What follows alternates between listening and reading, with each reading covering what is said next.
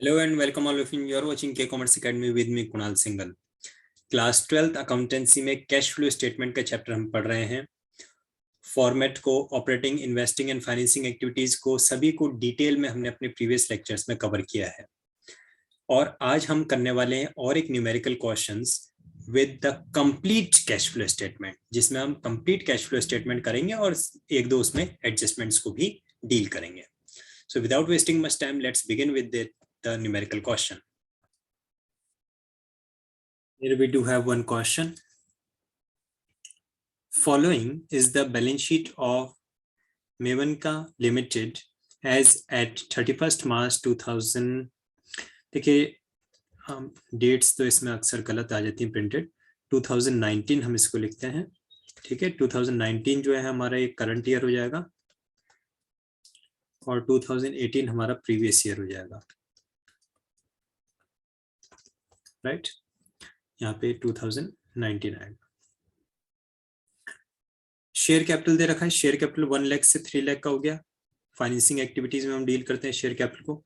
Reserves and surplus दे रखा है, reserve and surplus का एडिशनल फॉर्मेशन में दे रखा है 1,20,000 से 25,000 का हो गया। ऑपरेटिंग एक्टिविटीज में इसको डील किया जाता है।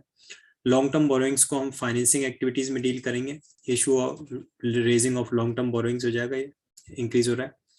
Trade payables and short term provisions, trade payables तो हमारा ऑपरेटिंग एक्टिविटीज में आता है और शॉर्ट टर्म प्रोविजन का हमें एडिशनल फॉर्मेशन दे रखा है। शॉर्ट टर्म प्रोविजन में प्रोविजन फॉर टैक्सेशन है, तो प्रोविजन फॉर टैक्सेशन को हम ऑपरेटिंग एक्टिविटीज में डील करते हैं। इसके बाद में हमें फिक्स्ड एसेट्स दे रखे हैं, इन्वेस्टिंग एक्टिविटीज का पार्ट है, और हमें इन्वेंट्रीज दे रखा है, ट्रेड रिसीवेबल्स दे रखा है। दोनों ही ऑपरेटिंग एक्टिविटीज में ये ट्रीट किए जाएंगे।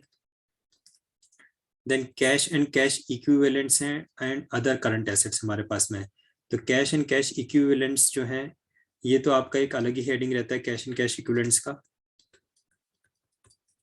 और अदर करंट एसेट्स के बारे में कोई इंफॉर्मेशन नहीं है, तो हम ये अज्यूम कर लेते हैं कि अदर करंट एसेट्स में हमें फिक्टिशियस एसेट कोई दे रखा हो, तो उसे हमने राइट ऑफ किया है, 4,000 से निल हो गया, तो हम इसे क्या अज्यूम कर लेंगे, that is fictitious asset return of fictitious asset.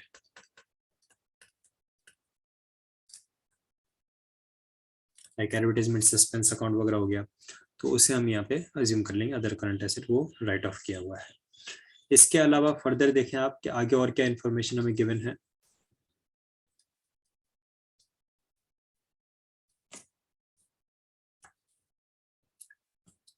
Machinery 2,15,000 से 3,84,000 हो गया, इसका मतलब purchase of machinery investing activities में डील करेंगे। डेप्रिसिएशन 23,000 से 48,000 हो गया, यानी कि ऑपरेटिंग एक्टिविटीज में से ऐड किया जाएगा करंट ईयर का डेप्रिसिएशन।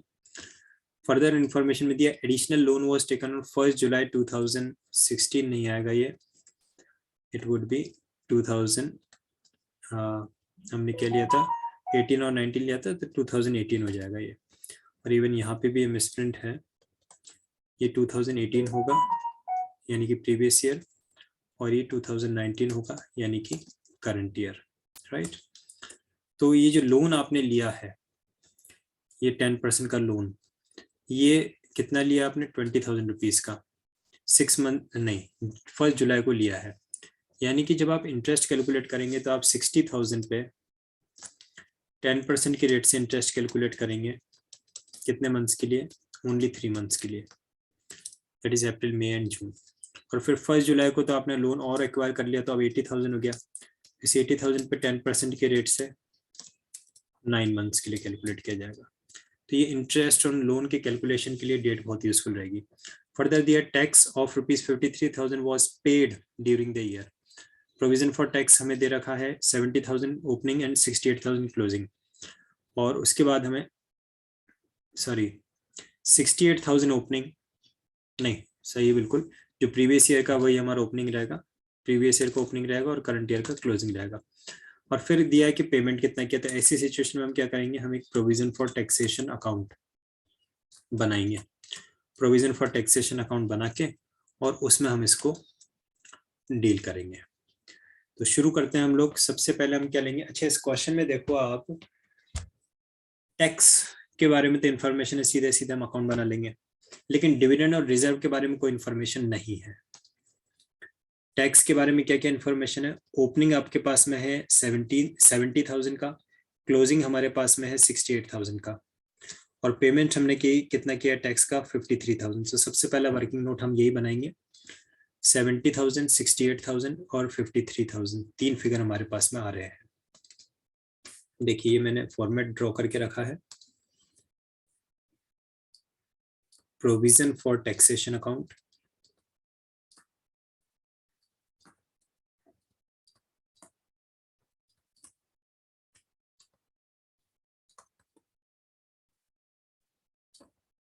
कॉम्प्रिहेंसिव नेचर का क्वेश्चन है। एग्जामिनेशन में इसी तरह के कॉम्प्रिहेंसिव क्वेश्चन हमें मिलते हैं जिसमें पूरा कैश फ्लो स्टेटमेंट बनाना होता है।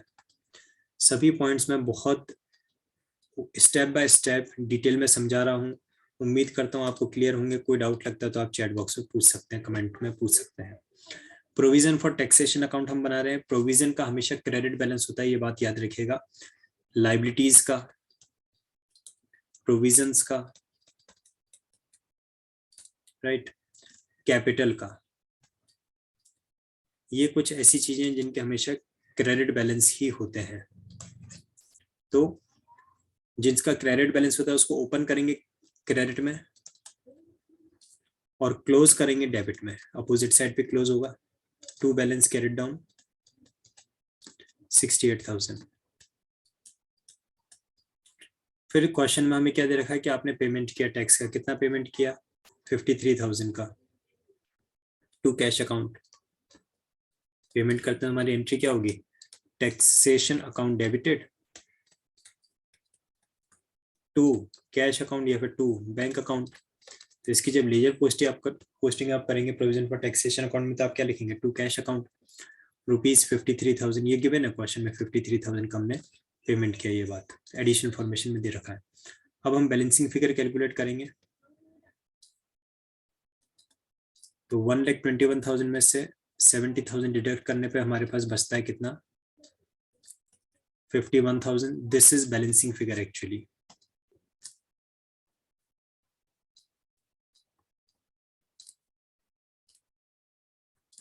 By statement of profit and loss, ये हमारे पास में एज ए बैलेंसिंग फिगर आएगा। मैंने आपको पहले भी पिछली क्लास में इस चीज को एक्सप्लेन किया है। ओपनिंग और क्लोजिंग अगर आपको दे रखा है सिर्फ, तो आप क्या करेंगे, प्रीवियस ईयर का जो अमाउंट है उसका पेमेंट करेंगे और जो करंट ईयर का अमाउंट है उसको ऐड करेंगे। अगर आपको ओपनिंग क्लोजिंग के साथ में एडिशनल इन्फॉर्मेशन भी दे रखी है, तो एडिशनल इन्फॉर्मेशन में या तो आपको होगा कि पेमेंट कितना किया या फिर होगा कि प्रोविजन आपने कितना बनाया। इस क्वेश्चन में देखा था कि हमने पेमेंट कितना किया 53,000 का, तो बाकी का बैलेंसिंग फिगर आ जाएगा, प्रोविजन कितना क्रिएट किया गया। अब ये जो हमने यहाँ पे स्टेटमेंट बनाया है, इसमें हमें समझना है कि कौन से फिगर्स को कहाँ पे लिखेंगे। ये 51,000 आपका ऑपरेटिंग एक्टिविटीज के वर्किंग नोट में ऐड हो जाएगा, क्योंकि ये हमने क्या किया, प्रोविजन क्रिएट किया है। और ये जो 53,000 का हमने टैक्स का पेमेंट किया है, ये ऑपरेटिंग एक्टिविटीज के एंड में लेस हो जाएगा, क्योंकि हमने टैक्स का पेमेंट किया है। ऑपरेटिंग एक्टिविटीज में ये अमाउंट लेस हो जाएगा, राइट। इसके आगे हम बढ़ते हैं, कैलकुलेट कर लेते हैं इंटरेस्ट ऑन लोन। इसे हम कर देते हैं वर्किंग नोट नंबर 1, देन आ जाएगा आपके पास में वर्किंग नोट नंबर 2।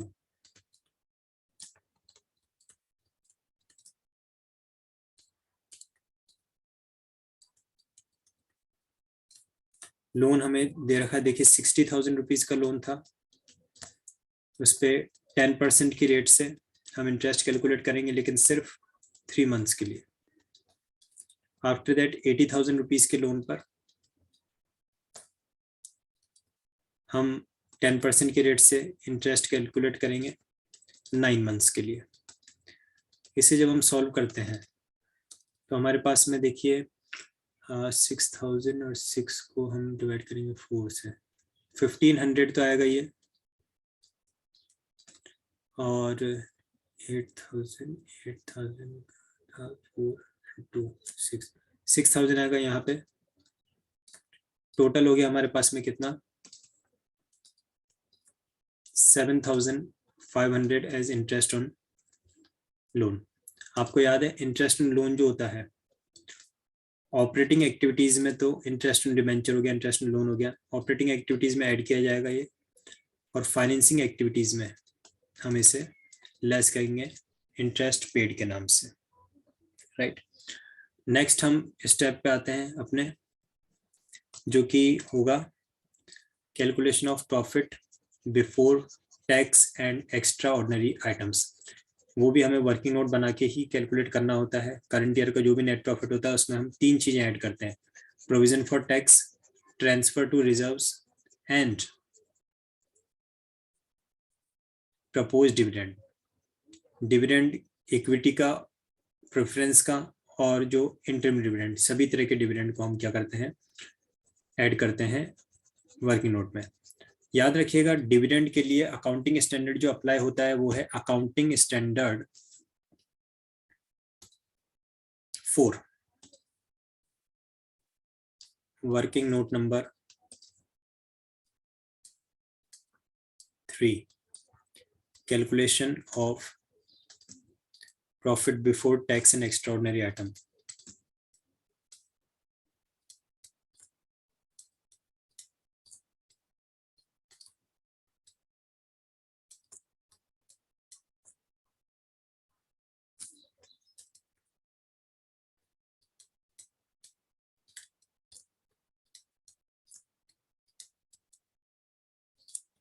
मेरे पास में एक क्वेश्चन आया था कुछ दिन पहले, किसी नेचुरल क्लेमिटी से कुछ डिस्ट्रक्शन हो गया, अर्थक्वेक, फ्लड और एनीथिंग लाइक दैट, और गवर्नमेंट की तरफ से कंपनसेशन दिया गया, गवर्नमेंट की तरफ से हेल्प्स दिए गए हैं, हेल्प और कंपनसेशन दिया गया, मुआवजा दिया गया। इसे कैश फ्लो स्टेटमेंट में किस तरह से ट्रीट किया जाएगा? तो डिपेंड करता है। पहली बात तो ये क्लियर है कि द कंपनसेशन और any sort of help received from government is a unilateral transfer and it is considered to be an extraordinary item. अब बात यह थी कि ये extraordinary item operating activities में आएगा, इन्वेस्टिंग में आएगा या फाइनेंसिंग में आएगा। तो एक बात तो आप ये समझिए, एक्स्ट्रा ऑर्डिनरी आइटम को हम स्टार्टिंग में यहाँ पे जो वर्किंग नोट बनाते हैं उसमें भी डील करते हैं। अगर एक्स्ट्रा ऑर्डिनरी आइटम को स्टेटमेंट ऑफ पीएनएल में क्रेडिट किया गया है तो यहाँ पे हम क्या करते हैं, उसको माइनस कर देते हैं। और अगर प्रॉफिट एंड लॉस में ऐड किया गया था, आई मीन डेबिट किया गया था, तो हम यहाँ पे उसको ऐड कर देते हैं। ये काम तो यहाँ इनिशियल स्टेज पे होता है। अब बात आती है कि आपका जो लॉस हुआ था, कि क्या आपका की बिल्डिंग डिस्ट्रॉय हुई थी, क्या आपकी फैक्ट्री डिस्ट्रॉय हुई थी, तब तो ये इन्वेस्टिंग एक्टिविटीज का पार्ट बन जाएगा। बाद में अगर आपने यहाँ पे ऐड किया है तो वहाँ पे इन्वेस्टिंग एक्टिविटीज में जाके क्या हो जाएगा, लेस हो जाएगा। और अगर यहाँ पे लेस किया है तो वहाँ इन्वेस्टिंग एक्टिविटीज में जाके क्या हो जाएगा, ऐड हो जाएगा।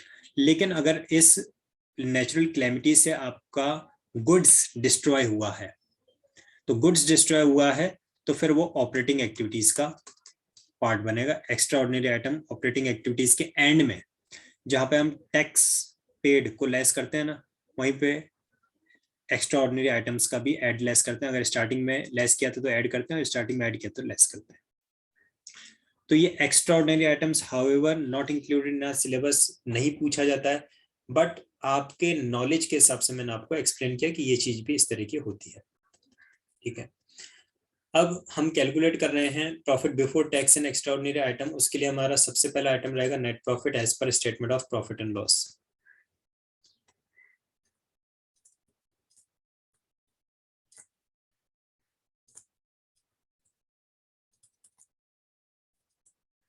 Statement of profit and loss के अकॉर्डिंगली अगर हम निकालें कि हमारा नेट प्रॉफिट कितना हो रहा है, तो एक्चुअल में तो लॉस हुआ है करंट ईयर में। कैसे पता? क्वेश्चन को देखिए, आपको समझ में आएगा। क्वेश्चन में आपको साफ साफ दे रखा है, दैट इज प्रीवियस ईयर में हमारे पास में बैलेंस था 1,20,000 का, और करंट ईयर में वो रह गया सिर्फ 25,000 का। इसका मतलब हमने क्या किया, इन ऑल मिला के 95,000 रुपीज का लॉस इनकर किया है। 1,20,000 से का अगर 1,20,000 रह जाता है, इसका मतलब नो प्रॉफिट नो लॉस था, जीरो हो जाता।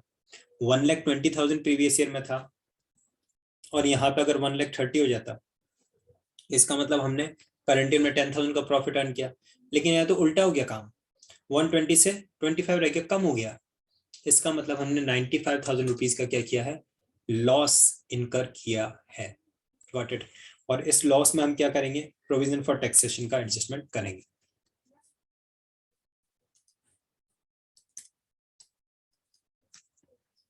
$95,000, और क्योंकि ये लॉस है तो इसलिए मैं इसको यहाँ पे ब्रैकेट लगा देता हूँ, और यहाँ पे भी नेट प्रॉफिट की जगह नेट लॉस लिख दिया जाए तो ज्यादा अप्रोप्रिएट हो जाएगा।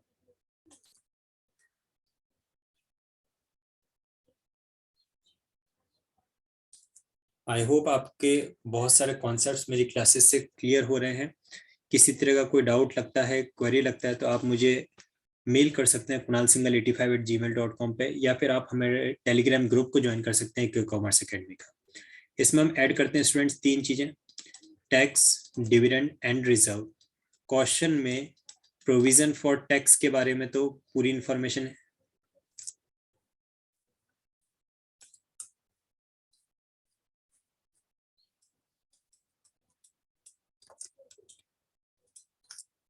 लेकिन क्वेश्चन में रिजर्व और डिविडेंड के बारे में कोई इंफॉर्मेशन नहीं है, इसलिए हम ये अज्यूम करेंगे कि there is no reserve, there is no dividend called item.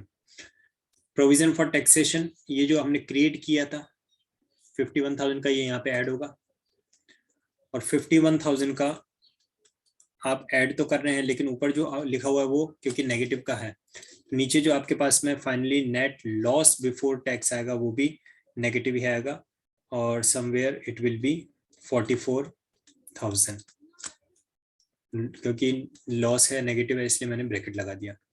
Net loss before tax, कोई डाउट लगे तो प्लीज पूछिएगा।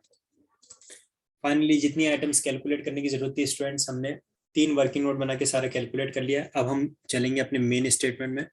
This is cash flow statement, और इस कैश फ्लो स्टेटमेंट को हम बना रहे हैं फॉर द ईयर एंडेड 31 मार्च 2019। जो भी 2 ईयर की बैलेंस शीट आपको दे रखी है तो उसमें जो करंट ईयर है वो यहाँ पे हेडिंग में लिखा जाएगा। So for the year ended 31 March 2019, particulars, amount and amount, details and amount. तो सबसे पहली हेडिंग आपको ध्यान है क्या होती है हमारी, cash flow from operating activities.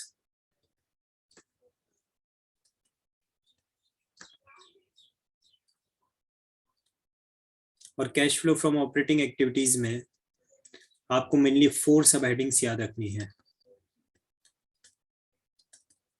क्या क्या, लिखने से पहले इसे अंडरलाइन कर देंगे। सबसे पहली हमारी हेडिंग रहेगी ऑपरेटिंग, सबसे पहली हमारी हेडिंग रहेगी net loss before tax and extra ordinary items, और इसके बाद में 1 बाय 1 हम अदर हेडिंग्स की अगर बात करें तो operating profit before working capital changes, cash generated from operation and net cash flow और यूज्ड इन ऑपरेटिंग एक्टिविटीज हो जाएगा। तो सबसे पहले हमारी क्या रहेगी, सबसे पहला हमारे पास में होगा net loss before tax and extra ordinary items. ये जो अमाउंट हम यहाँ लिखने वाले हैं ये हमें working note number 3, third working note जो हमने बनाया था उससे पता चला था। और हमेशा याद रखिए मेन स्टेटमेंट में वर्किंग नोट का रेफरेंस जरूर दीजिए कि आपने ये पर्टिकुलर अमाउंट कहाँ पे कैलकुलेट किया है, वरना वर्किंग नोट तो हमने 3 बनाए हैं, 3 में से कौन से वाले को देखा जाए। तो आपको ध्यान है 44,000 का लॉस हमने कैलकुलेट किया था, ये यहाँ पे 44,000 as net loss before tax. अब इसमें हमें करना है adjustment for non cash and non operating items.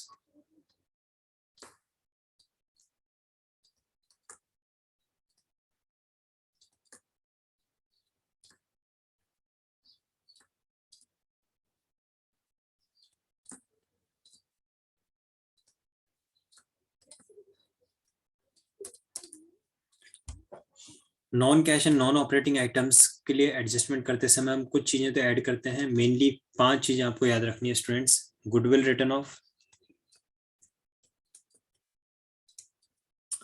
और loss on sale of asset, fixed asset और इन्वेस्टमेंट, देन आपका interest on bank loan and debenture,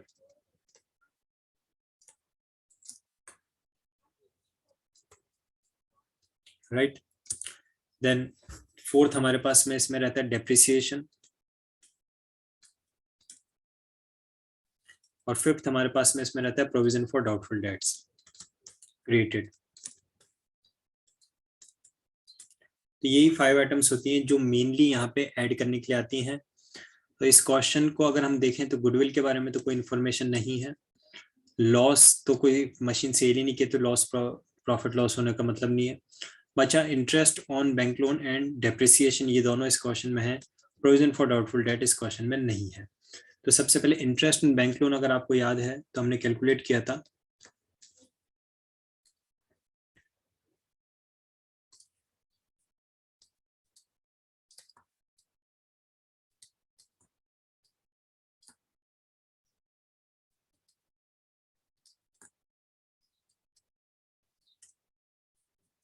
interest on bank loan हमने calculate किया था कितना, ₹7,500। वो हम यहाँ पे क्या करेंगे, ऐड कर देंगे।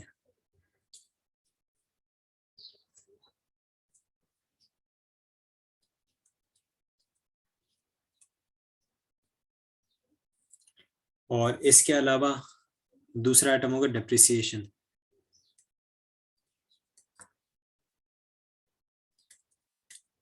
डेप्रिसिएशन के लिए हमें एक बार क्वेश्चन में जाना होगा। क्वेश्चन में opening balance and closing balance of accumulated depreciation account या फिर प्रोविजन फॉर डेप्रिसिएशन अकाउंट दे रखा है, और उन दोनों का जो डिफरेंस है वही माना जाएगा करंट ईयर का डेप्रिसिएशन। एक्यूमुलेटेड डेप्रिसिएशन का हमें बैलेंस दे रखा है 23,000 in the opening and 48,000 in the closing. और इसको जब आप कैलकुलेट करेंगे तो आपके पास में आता है 25,000 रुपीज के आपने करंट ईयर का डेप्रिसिएशन चार्ज किया है। जो ओपनिंग था 23, क्लोजिंग हो गया 48। एक्यूमुलेटेड डेप्रिसिएशन में क्या होता है, एवरी ईयर का जो डेप्रिसिएशन होता है वो ऐड होता जाता है।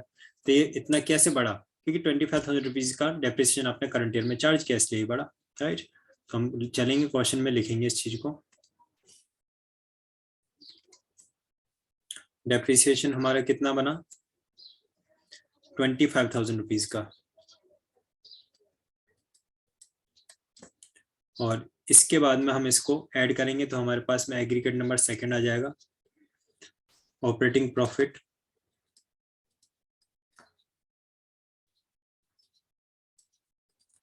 Before working capital changes.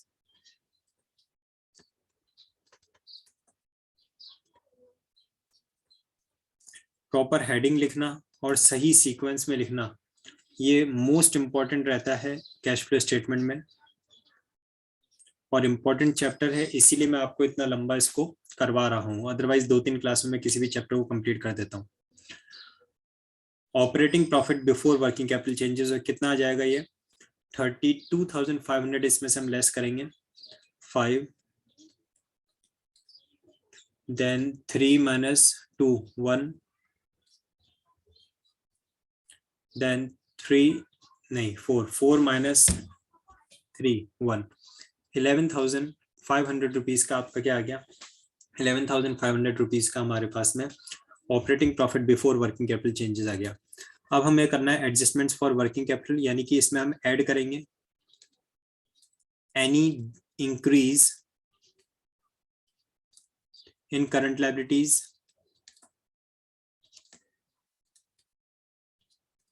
And decrease in current assets. अगर करंट एसेट्स में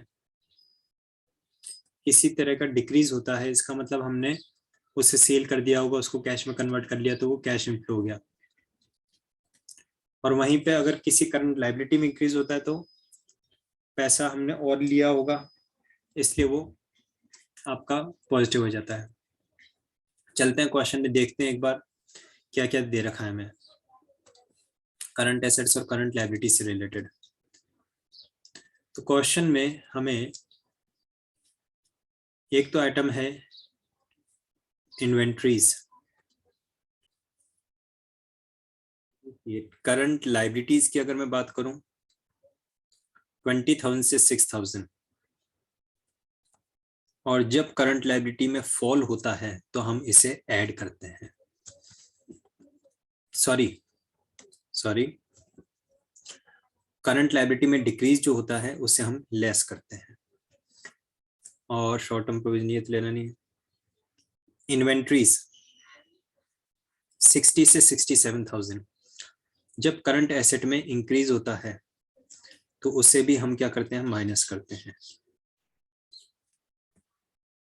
और ट्रेड रिसीवेबल्स 65 से 51 डिक्रीज हुआ, करंट एसेट में जब डिक्रीज होता है तो उसे जरूर हम क्या करते हैं, उसे हम ऐड करते हैं। और अदर करंट एसेट भी कम हो रहे हैं, और करंट एसेट में जब भी फॉल होगा, डिक्रीज होगा, तो उसे हम ऐड करेंगे। तो दो चीजें आपको मिली, एक तो decrease in other current asset और दूसरा डिक्रीज इन ट्रेड रिसीवेबल्स, ये दोनों हमें ऐड करने हैं। ट्रेड रिसीवेबल्स में कितने का फॉल हुआ है, 14,000 रुपीज का, और अदर करंट एसेट्स में कितना फॉल हुआ है, 4,000 रुपीज का, right. Trade receivables and other current assets, ये दो चीजें हैं जो हम इसमें ऐड करेंगे।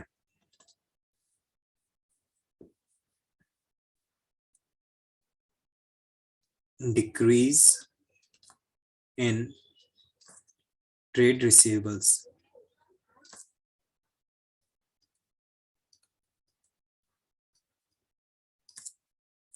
₹14,000 and decrease in other current assets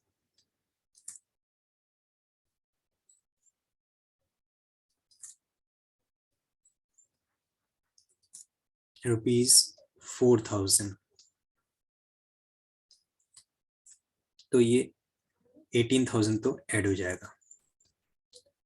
अच्छा, एक और चीज, ये जो हमारे पास में 11,500 आया है, ये अभी नेगेटिव आया है, ठीक है। तो इसको ऑपरेटिंग प्रॉफिट ना लिख के हमें इसे लिखना चाहिए ऑपरेटिंग लॉस।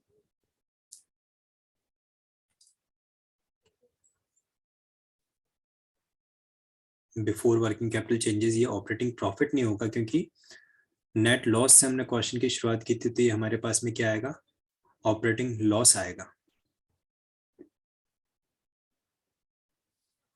ऑपरेटिंग प्रॉफिट भी लिख के अगर आप आगे ब्रैकेट लगा देते हैं तो कोई ऐसी दिक्कत वाली बात नहीं है।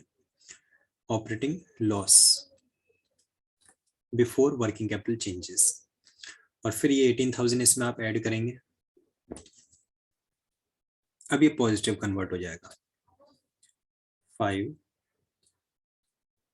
7 - 1 6 1 - 1 0, 6,500 पॉजिटिव हो गया। दो चीजें इसमें हमें लेस करनी है।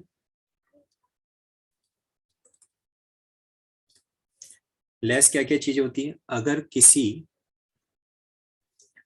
करंट एसेट में डिक्रीज हुआ है तो decrease in current asset and increase in current liabilities, ये चीजें ऐड की जाती हैं। तो देखिए हम क्वेश्चन में एक बार कि क्या क्या है। देखिए क्वेश्चन में हमें दे रखा है साफ साफ, एक तो ट्रेड पेबल्स में डिक्रीज हुआ है 14,000 रुपीज का, और इन्वेंट्रीज में इंक्रीज हुआ है 7,000 रुपीज का। ये दोनों चीजें हम क्या करेंगे, लेस करेंगे, राइट। ट्रेड पेबल्स में 14,000 और इन्वेंट्रीज में 7,000।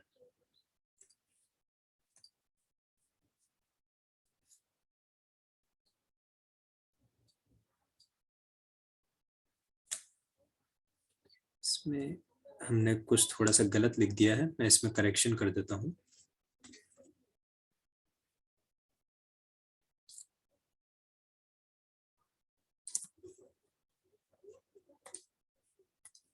डिक्रीज इन करंट लायबिलिटी अगर है तो उसे हम लेस करेंगे, और इंक्रीज इन करंट एसेट अगर है तो उसे हम लेस करेंगे। तो यहाँ पे एक तो इन्वेंट्रीज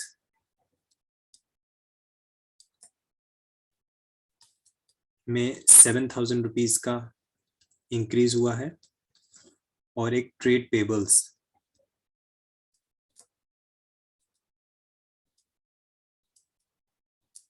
में 14,000 रुपीज का डिक्रीज हुआ है। तो ये चीजें दोनों लेस की जानी है। 21,000 रुपीज नेगेटिव का आएगा, तो ये फिर से नेगेटिव चला जाएगा। अब ये लेस करने के बाद में जो हमारे पास में आएगा वो होगा हेडिंग नंबर 3,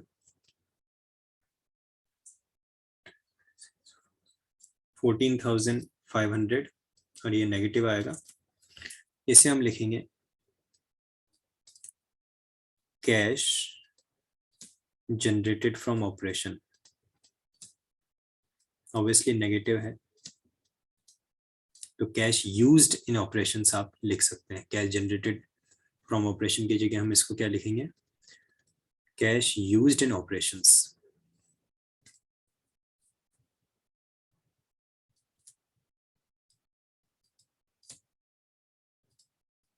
क्योंकि जनरेट तो हुआ ही नहीं है।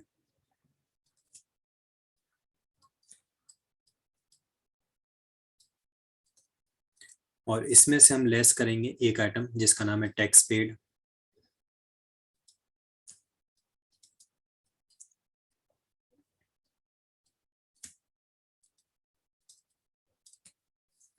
टैक्स पेड कितना होगा ये देखिए, 53,000 रुपीज का टैक्स पे किया था हमने, ये वर्किंग नोट बनाया था, राइट।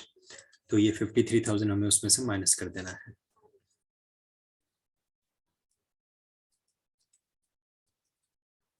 अब दोनों क्योंकि नेगेटिव के हैं तो हमारे पास जो आएगा वो पॉजिटिव हो जाएगा, आई मीन सॉरी, वो भी नेगेटिव का आएगा, दोनों आपस में ऐड हो जाएंगे। हमारे पास में आया है, इसको हम लिखेंगे अपना हेडिंग नंबर 4, नेट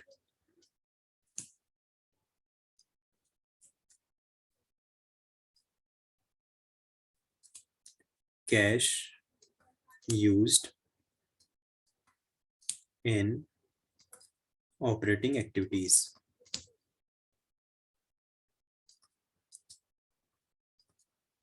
और इसे हम डिनोट करेंगे अल्फाबेट ए से। कितना आ जाएगा हमारे पास में ये ऐड होके, 67,500। नेगेटिव फिगर जब भी आपके पास में आए आप उस पर ब्रैकेट जरूर बनाना, अदरवाइज बाद में जब हम ऑपरेटिंग, इन्वेस्टिंग और फाइनेंसिंग तीनों को ऐड करते हैं तो हम कई बार भूल जाते हैं, कई बार मिस्टेक हो जाती है, और जो नेगेटिव वाला होता है उसको माइनस करने की जगह हम ऐड कर जाते हैं और आंसर गलत हो जाता है। तो जब कभी भी कोई नेगेटिव फिगर आता है तो उसके ऊपर ब्रैकेट जरूर बनाइए। इसको हम डिनोट करेंगे ए से, अल्फाबेट ए से। अब इसी के नीचे हमें कंटिन्यू करना है इन्वेस्टिंग एक्टिविटीज। स्पेस कम है तो मैं यहाँ पे एक फॉर्मेट बना देता हूँ इन्वेस्टिंग एक्टिविटीज के लिए, राइट।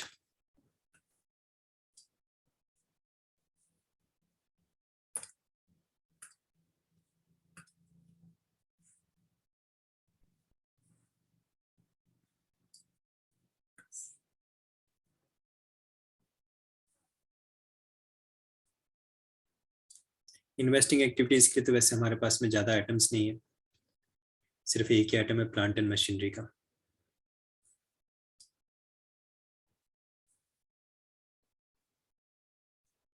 फाइनेंसिंग एक्टिविटीज के दो आइटम हमारे पास में शेयर्स हैं और बैंक लोन है।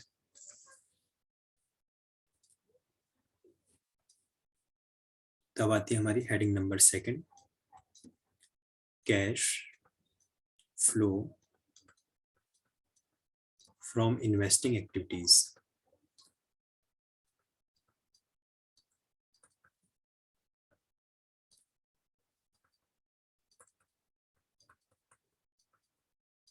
अंडरलाइन करेंगे इसे।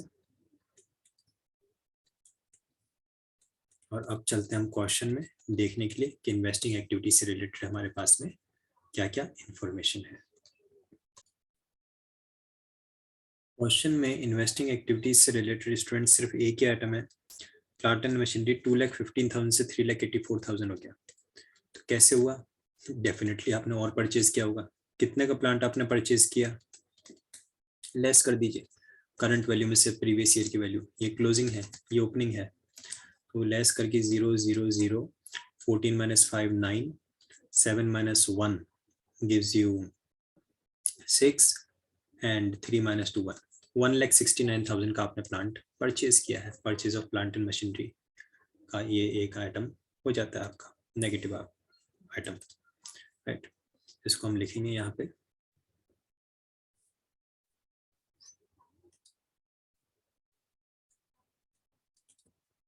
Purchase of machinery.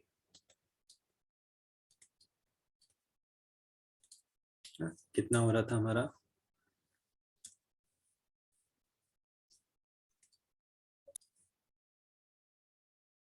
1,69,000, और क्योंकि परचेज किया है तो आउटफ्लो है तो ये नेगेटिव होगा, ब्रैकेट लगा देंगे। और फाइनली ये हमारा एक ही आइटम है, यही हो जाएगा नेट कैश यूज्ड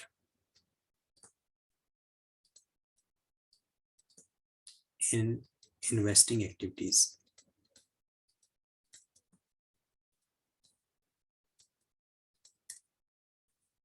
$1,69,000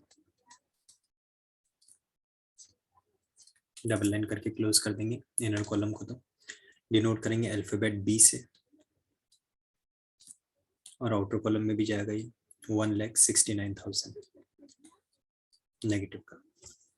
अब आते हैं heading number 3, cash flow from financing activities.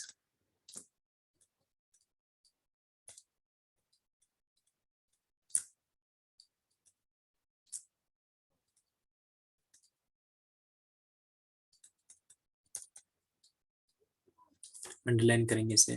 पूरे स्टेटमेंट में आप देखेंगे 3 ही सेंटेंस हैं, 3 ही हेडिंग्स हैं जिनको मैंने अंडरलाइन करने के लिए कहा है।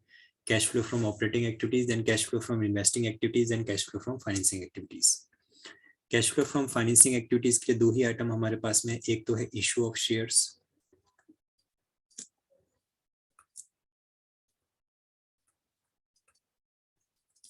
और दूसरा है लोन हमने लिया था, लाइक तो loan raised,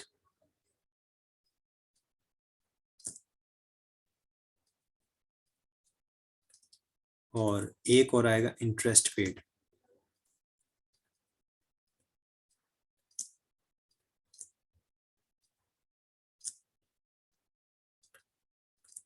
interest and loan तो हमने कितना पे किया है? 7,500 रुपीज का। ये तो क्या है कि पेमेंट किया जाता है, तो ये तो हो जाएगा नेगेटिव। लोन हमने कितना लिया था आपको याद है? 60,000 का पहले था, फिर हमने 80,000 हो गया था, यानी कि 20,000 रुपीज का लिया था, तो 20,000 रुपीज वो पॉजिटिव रहेगा क्योंकि इनफ्लो ऑफ कैश है। अब देखना है कि शेयर्स कितने के थे। देखिए एक बार वापस से मैं आपको दिखा दूं, ये 60,000 से 80,000 का हो गया था बैंक लोन, तो आपने 20,000 रुपीज का लोन लिया। अब देखना है कि शेयर्स हमारे कितने हो गए, तो शेयर 1 लाख से 3 लाख के हो गए, यानी 2 लाख रुपीज के आपने शेयर्स इशू किए हैं।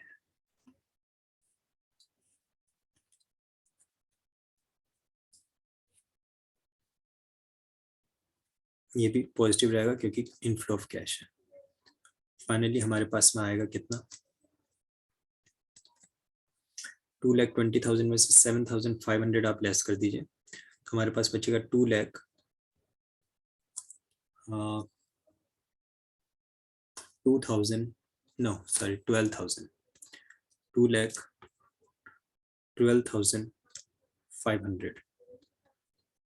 और पॉजिटिव ही बचेगा ये हमारे पास में। डबल लाइन करके क्लोज कर देंगे। क्या है ये? नेट कैश फ्लो, इसको आप कैश इनफ्लो भी लिख सकते हैं, पॉजिटिव है, फ्रॉम फाइनेंसिंग एक्टिविटीज।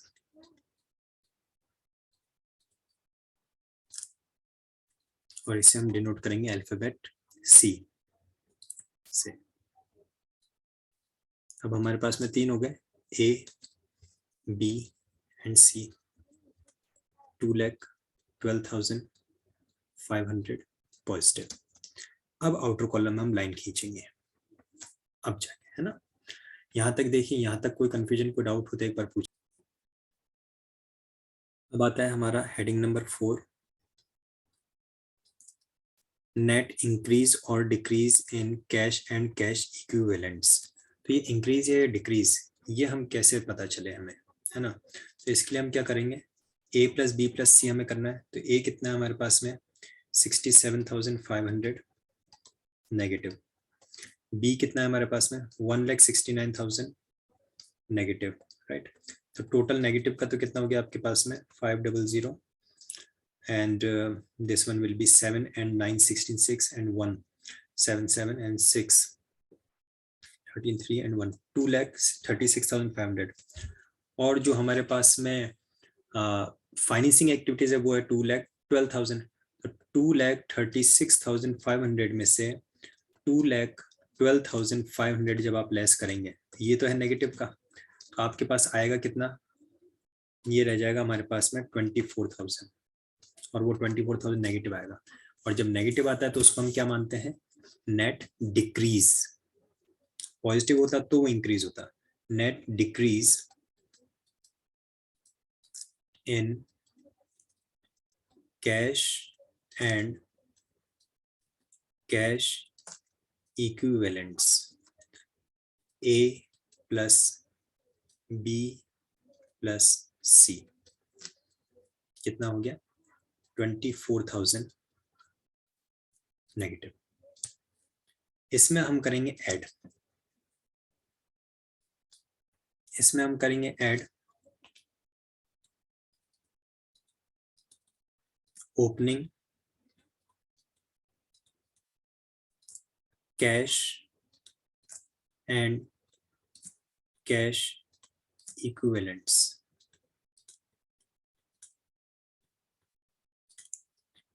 और फाइनली हमारे पास में 5th हेडिंग आ जाएगा, closing cash and cash equivalents. Cash and cash equivalents में इस क्वेश्चन में तो पर्टिकुलर कोई ज्यादा डिटेल्स नहीं दे रखी है, बट मैं आपको बता दूं 3 चीजें आती हैं, cash at bank, cash in hand, cash at bank and marketable securities. Marketable securities other name से भी दिया रखा हो सकता है, current investment, short term investment, इस नाम से भी हो सकता है। तो मेनली ये 3 चीजें आपको याद रखनी है, cash in hand, cash at bank and marketable securities, right, current investments. तो देखते हैं सबसे पहले opening balance of cash and cash equivalent question में कितना गिवन है। क्वेश्चन में हमें opening cash and cash equivalent given है,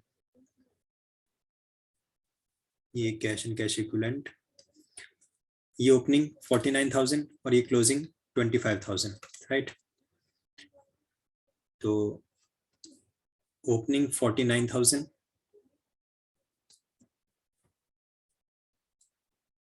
इसमें ऐड करेंगे,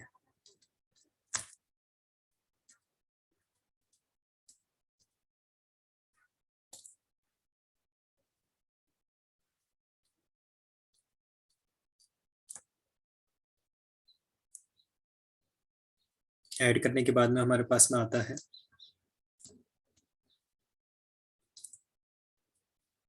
0,0,0, 9 - 4 5 एंड 4 - 2 2 25। और क्लोजिंग हमें कितना गिवन है क्वेश्चन में 25,000। देखें एक बार, आई होप याद होगा आप लोगों को, फिर भी देख लीजिए। ये हमें क्लोजिंग गिवन है यहाँ पे 25,000 का कैश एंड कैश इक्विवेलेंट में। तो जैसे ही हमारा ये दोनों फिगर आपस में मैच हो जाते हैं, नेट इंक्रीज और decrease in cash and cash equivalent में ओपनिंग वाला ऐड करने के बाद में जो फिगर आया वो, और जो क्लोजिंग हमें क्वेश्चन में दे रखा है वो, ये दोनों जैसी ऐड मैच हो जाते हैं आपस में, इट मींस हमारा सॉल्यूशन करेक्ट है। तो यहाँ पे ये कंप्लीट हुआ हमारा कैश फ्लो स्टेटमेंट का कंप्लीट सॉल्यूशन। किसी तरह का कोई डाउट, कोई क्वेरी हो तो आप अभी भी चैट बॉक्स में पूछ सकते हैं, अदरवाइज आप मुझे के कॉमर्स एकेडमी का जो हमारा टेलीग्राम ग्रुप है उसमें मैसेज कर सकते हैं, आप मुझे मेल कर सकते हैं kunalsinghal85@gmail.com पे। फिर से मैं कुछ इसकी जो पर्टिकुलर थिंग्स हैं वो बता दूं आपको ध्यान रखने की। जब हेडिंग आप डालेंगे कैश फ्लो स्टेटमेंट, तो उसका ये इनडायरेक्ट मेथड है जो हमारे सिलेबस में है, राइट। डायरेक्ट मेथड हमारे सिलेबस में हमने CBSE ने इंक्लूड नहीं कर रखा, ये इनडायरेक्ट मेथड है। इनडायरेक्ट मेथड आप हेडिंग में लिख सकते हैं। ये बनाया जाएगा as per accounting standard 3 revised. जो डेट आप लिखेंगे वो करंट ईयर की डेट आपको लिखनी है। देन इसमें 3 हेडिंग्स रहेंगी, cash flow from operating activities, cash flow from financing, cash flow from investing activities and cash flow from financing activities, जिनको आप लिख के और अंडरलाइन करेंगे। Cash flow from operating activities में 4 सब हेडिंग्स रहेंगी। First, net profit before tax and extraordinary item, then operating profit before working capital changes, cash generated from operation and net cash used in operating activities. First वाली सब heading को calculate करने के लिए हम एक working note बनाते हैं। आउटर कॉलम में हमने ऑपरेटिंग एक्टिविटीज का अमाउंट लिखा, इन्वेस्टिंग का लिखा, फाइनेंसिंग का लिखा, उसके बाद में लाइन खींच के और इन तीनों का टोटल किया, और जो टोटल था अगर वो पॉजिटिव आता है तो आप उसको लिखते इंक्रीज, क्योंकि वो नेगेटिव आया तो हमने लिखा उसको डिक्रीज। फिर उसमें ओपनिंग वाला cash and cash equivalent add कीजिए, वो अगर क्लोजिंग वाले कैश एंड कैश इक्विवेलेंट के इक्वल आ जाता है तो आपका सॉल्यूशन करेक्ट है। कैश फ्लो स्टेटमेंट में से ये मेरा लास्ट लेक्चर है। कोई डाउट, कोई कंफ्यूजन, कोई क्वेरी अगर राइज होता है, आप खुद किसी भी रेफरेंस बुक से, किसी भी सैंपल पेपर से क्वेश्चन को प्रैक्टिस करते हो, आंसर अगर मैच नहीं होता है तो आपको कुछ नहीं करना है, आपको जस्ट मुझे मैसेज कर देना है, मेल कर देना है। I will personally take an individual class for you, I will do that. Fine, so that's all for now. I hope you all had enjoyed. हमारी जो नेक्स्ट क्लास है वो हम लेने वाले हैं for comparative and common size statement से related. So that's all for now, good night, thank you.